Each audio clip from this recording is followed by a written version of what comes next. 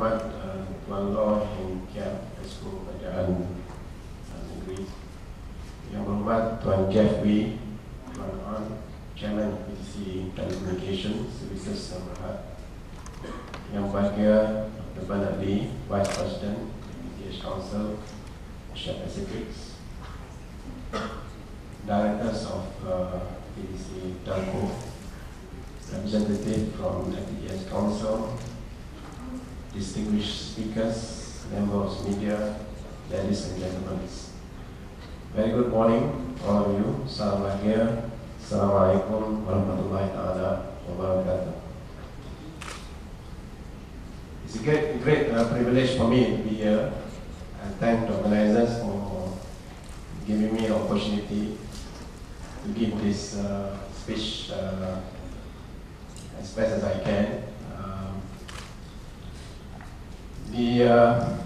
Let me start with the beginning of the internet in Malaysia. I started to learn about internet about 30 years ago. Some of you may not be born yet.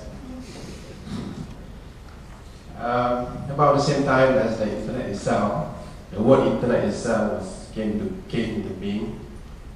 There was no broadband, no email, and our means of long-term communications was just by phone for interactive, or by telegram or telex. Many of us here do not know what is telex nowadays, but I heard that TM just decommissioned telex service this year, officially. Even the fax machine were just about to appear in the markets then. Our speed was just in terms of hundreds of bits, not kilobits, not megabits, or far from gigabits. And through that process, our tool for transmission is just a modem. And it was interesting to note that modem evolved, innovated by people. It took about 20 years to move from about 300 bit to 56 kilobits. 2 decades of evolutions and innovations at that time. Malaysia started internet services with 64 kilobit international list lines connectivity in 1992. In 1997, we were the first country in the Southeast Asia to have 45 megabits international link. In 1999, we were the first in the world to install and operate IP over fiber network at 2.5 gigabits from Penang to Johor Bahru. That was the first quite significant developments that we did try then. One of the factors that led to the creations of MSC, Multimedia Super Corridor, was our leading positions in this region with regard to the internet services. We were comparable to Singapore, Hong Kong, Korea, Taiwan, and trailing slightly behind Japan and Australia. From the late 90s, that's where the new regulations start to come in. Internet was fully commercialized.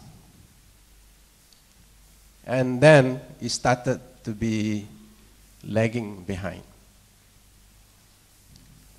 Unfortunately, a lot of resources then, industry resources then, was focused on the mobile services, mobile phone services. Today, we have a long way to catch up. Could FTTH be our vehicle to catch up? Could Penang take the leads in this activity. We are now watching fiber optic innovation taking place. Before it was a modem that I saw in the in the 80s. Today is a fiber optics. Through a single core fiber, which is about the same thicknesses as our hair, we can light up with a single laser beam or hundreds of laser beam. And each laser beam can carry 10 gigabits or 100 gigabits. So it is very common today to have 40 channel or laser beam in a single core fiber, and each channel carry 10 gigabits. There is a total of 400 gigabits in single core of fiber, as thick as your hair. And if we double the channel capacity to 80, it becomes 800. And if we change the channel capacity to 10, from 10 to 100, which is start appearing in the market today, you can imagine how big is the capacity of the broadband that we can carry through a single fiber. I did my simple calculations. If every household in Malaysia, which is about 6.3 million, watching HD TV at 5 megabits per second, we need only 4 core of fiber to support the whole country. Of course, you need to bring a fiber to every home, so it's not 4 core, it will be more. But as far as the capacity itself, you see, you can imagine how good, how future-proof is the fiber capacity. At home, with a single core of fiber, it is more than sufficient to support our lifetime communications needs. Fiber optic cable can last maybe 15 or 25 years or longer. With the right designs, it can easily be replaced as and when necessary. Is it expensive to have fiber? Fiber itself is cheaper than copper, telephone wire. The most expensive part is the installations. This is where plannings and regulations are critical. For new constructions, putting a fiber in place would cost almost nothing compared to the cost of the house, which is a few $100,000 ringgit. It should be done the same way as we do the water pipe as well as electrical wirings. All new real estate properties should be fiber ready. It should be regarded as a basic utility. I believe the market value of fiber ready property will be higher.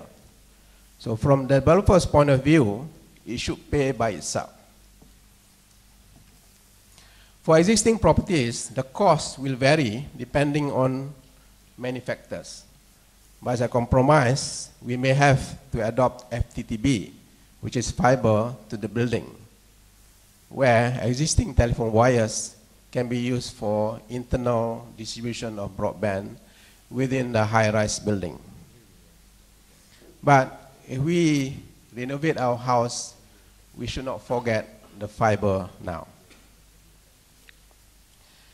The next issue is about the external fiber optics link to reach a premise. Within the development area, the requirement for basic infrastructure, the ducts and the manhole, is the same as what we have today. There's no change. But with the new technology like micro ducts, it could be much cheaper. So for housing developers, it may well be cheaper to go into the new technology compared to what they are doing today.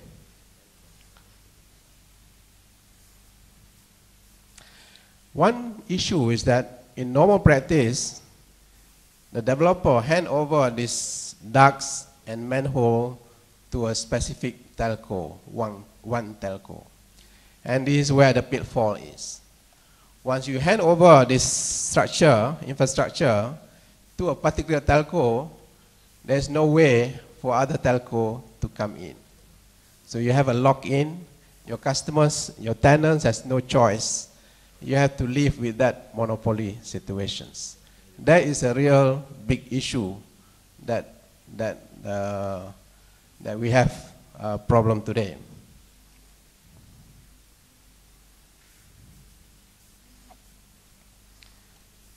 One more thing, we tend to forget that Jabatan Telekom Malaysia, JTM, in the 80s, has been corporatized in 1987.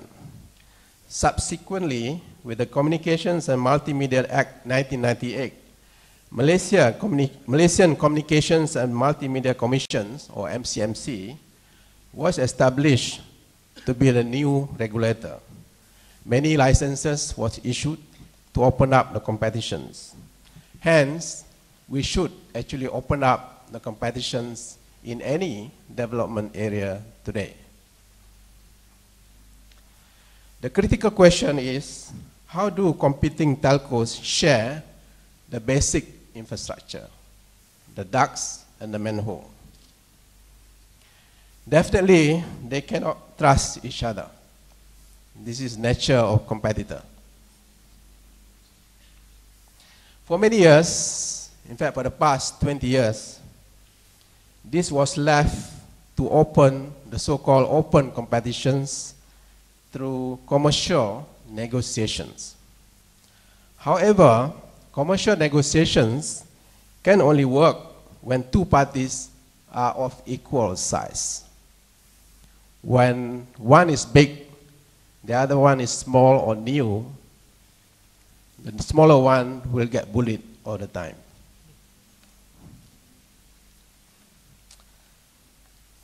So it is very difficult for new players to be successful. In fact, I don't see any today, the new players. So without new players, we stifle the creativity and innovation in industry. I have another observations. With widely known wireless services, Wi-Fi, 3G, and now is 4G, many people thought that we could get higher speed broadband just by using a wireless technology on its own. I believe these misconceptions has led to emphasis on last mile portion of certain projects, such as Kampong Wi-Fi and lately One Bestari Net for the school. It has also led to the sharing of towers initiative, which is good but not sufficient. We should be aware that any wireless last mile technology, we need a backhaul. We can see today microwave antenna crowding the tower in many places. And members of public are getting worried, concerns about the health risks. Eventually, as we move into higher speed broadband, fiber optic backhaul is inevitable. Microwave cannot cope with the high capacity required for systems like 4G. Even the new Wi-Fi, it cannot be supported by just microwave backhaul.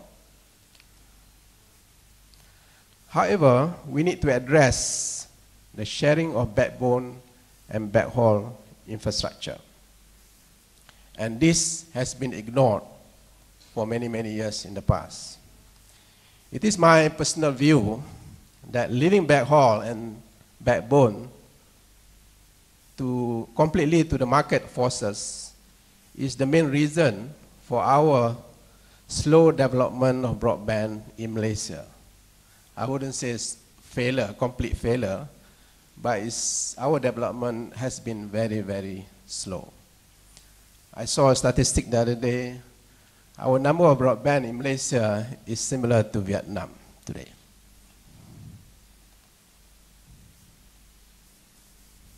Even in Cyberjaya, we are supposed to have a common trenching facilities to share fiber optics back in the late 90s.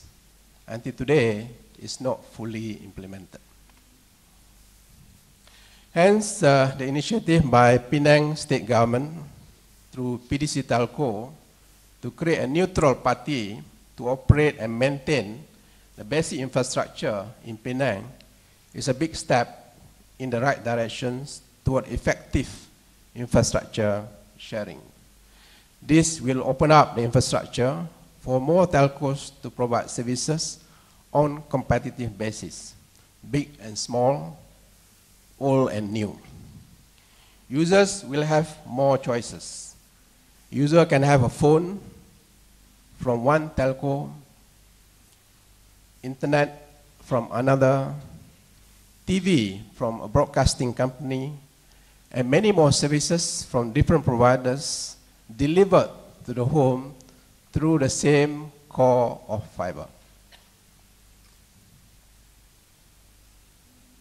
We don't need to dig our road 3 times just to lay fiber. Why should we spend, as illustrations, for 3 telcos to dig a road that will cost 600,000 per kilometer, which can be done with the 200,000.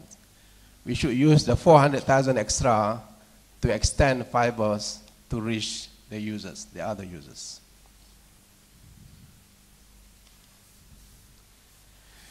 Anyway, with such mandate, PDC Telco has to carry heavy responsibilities and accountability. It has to be better and cheaper. It has to be benchmarked against the world best practice. It has to be fair and treat everyone as equal, first come, first serve. I believe PDC Telco can take up this challenge. As a user, we normally carry a smartphone, sometimes 2, which has a broadband. Sometimes one person has more than PC or notebooks. If we buy a new TV today, it's likely there is internet capability where you can connect to the internet for web browsings. At home also, we may have CCTV, alarm systems, smart home equipment, etc. Slowly, we are moving into a digital home. The question is, how much bandwidth is required for us as a persons and a family to do our life activities? TV standards or high definitions is more likely to come through broadband in the future. Today, it is satellite. When it rains, you cannot watch TV. My estimate today is at least 10 megabit. In the future, it could be 50 megabits as more and more applications coming into beings. No? Such a speed cannot be reliably delivered using fiber, can only reliably delivered using a fiber optic cable to our home. At home, we can use family Wi-Fi to have convenient access anywhere within a range of about 30 meters, which is good enough to cover our house. Many home devices today already have built-in Wi-Fi connectivity. So what we are seeing is that a fiber to the home, and within a home is a Wi-Fi. With the new standards in place, it would be interesting for 3G, the mobile players, 3G and 4G, to adopt home Wi-Fi to offload their mobile base stations. While subscriber is at home, all mobile data and voice call may be delivered through the Wi-Fi. leaving the ample capacity on the base station itself for other real mobile users. And that will improve the quality of our mobile services in general. Some users may think that they can use wireless broadband, 3G or 4G, for their needs at home. It may be sufficient for light users, but definitely the quality and dependability will be at risk. For heavy usage, it is likely that wireless broadband will not be adequate. Wireless access is by definition is a shared technology. Performance will depend on how many users are using a base station concurrently. There is no way to guarantee or predict the number. For 4G networks with base station of say hundreds megabits per sector, it can only support 10 users if everybody run at 10 megabits per second. And to make business sense for telco operators, normally they share this one single 100 megabits with 100 users or 200 users. It's called best effort, best luck, best of luck. So with 200 users, the average speed will definitely drop to only half megabits per person. So for the base station itself, to have 100 megabits per sector, normally there are 3 sectors of 120 degrees, you need 300 megabits per second backhaul to the tower. And that can only be delivered using a fiber optics. If you use microwave, it will be maybe very, very wide diameter, and the public won't like it. For copper network, this is where most of the houses today are equipped with. High-speed broadband can only be delivered within, say, 100 meters. Beyond such distance, it has to be complemented with a fiber. This is where the fiber has to reach the buildings. So for existing multi-dwelling building, this is the only options. Maybe the only best options is to have a fiber to the building itself, unless you want to replace the copper with a fiber immediately. There are countries doing that, selling copper by kilogram. So, as a closing, fiber optic network facility is no longer an option. It should be built as part of new roads. For existing roads, there should possibly be a one dig policy. You dig once and no more. Right? FTTH should be a must for all buildings, new and old. And we have to do it now, before it's too late. Thank you very much.